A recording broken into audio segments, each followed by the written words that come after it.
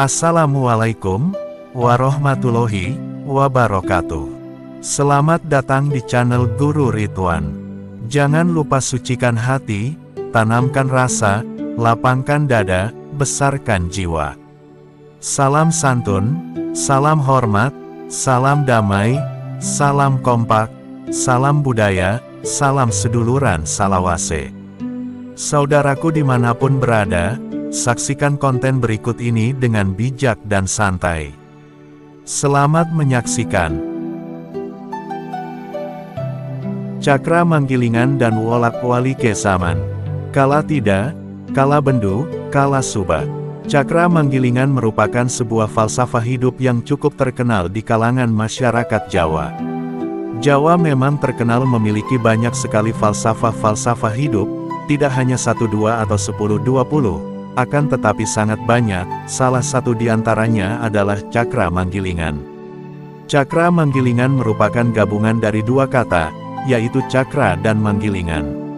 Cakra sendiri merupakan senjata dari salah satu tokoh wayang dalam cerita Mahabharata yang bernama Krishna, yang berbentuk roda bulat dan memiliki gerigi di tepinya, persis seperti roda gigi atau gear sepeda ontel ataupun sepeda motor. Sedangkan manggilingan berasal dari kata giling, yang berarti menggelinding atau berputar. Secara umum, cakra manggilingan merupakan sebuah lambang atau simbol pengibaratan dari siklus kehidupan manusia. Mungkin kita pernah atau bahkan sering mendengar istilah yang mengatakan bahwa hidup ini seperti roda yang berputar, kadang berada di atas dan juga kadang di bawah. Kurang lebih seperti itulah gambaran dari cakra manggilingan. Sebuah siklus hidup perputaran massa, baik dalam skala mikro atau jagat kecil, maupun skala makro atau jagat besar. Skala mikro merupakan apa yang terjadi pada diri kita sendiri, mulai saat berada di alam ruh, dalam kandungan, lahir menjadi bayi, tumbuh dewasa, lalu menua, dan kemudian kembali ke alam ruh lagi. Juga apa yang kita alami pada diri kita, seperti, ada kalanya kita merasa senang, juga ada kalanya sedih, ada kalanya sukses, ada kalanya gagal, ada kalanya kaya, juga ada kalanya miskin, dan masih banyak lagi contoh lainnya.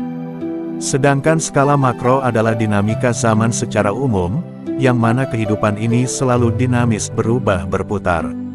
Seperti siklus sejarah, di mana apa yang terjadi pada masa lampau, dapat terjadi kembali pada masa sekarang ataupun masa depan yang akan datang. Ada istilah, cakra manggilingan owa gingsir gilir gumanti, kehidupan ini senantiasa berputar, berubah, berkembang, berganti situasi dinamis.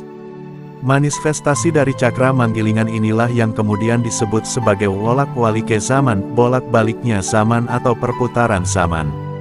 Menurut Ronggo Warsito, perputaran zaman itu memiliki 3 kondisi, yaitu kala tida, kala bendu, dan kala suba. Zaman kala tida merupakan zaman egoisme, di mana setiap orang mengejar keinginan mereka sendiri, adil tidak adil, benar salah sudah tidak digunakan, perbedaannya tipis.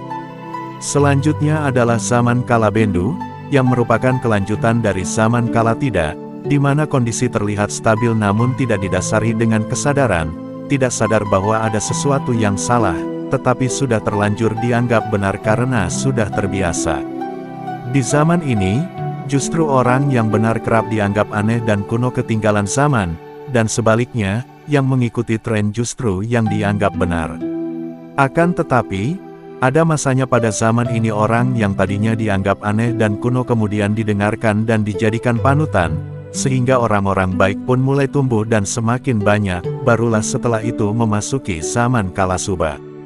Zaman kala suba adalah masa di mana keadaan mulai stabil, adil dan makmur, kestabilannya tidak hanya pada aspek fisik, tetapi juga non-fisik. Di zaman ini juga akan muncul seorang ratu adil, seseorang yang asalnya selalu ingat, sadar, dan waspada. Ratu adil inilah yang kelak akan membimbing kita agar selalu ingat, sadar, dan waspada, karena jika kesadaran dan kewaspadaan itu hilang, maka akan kembali lagi ke zaman kala tida.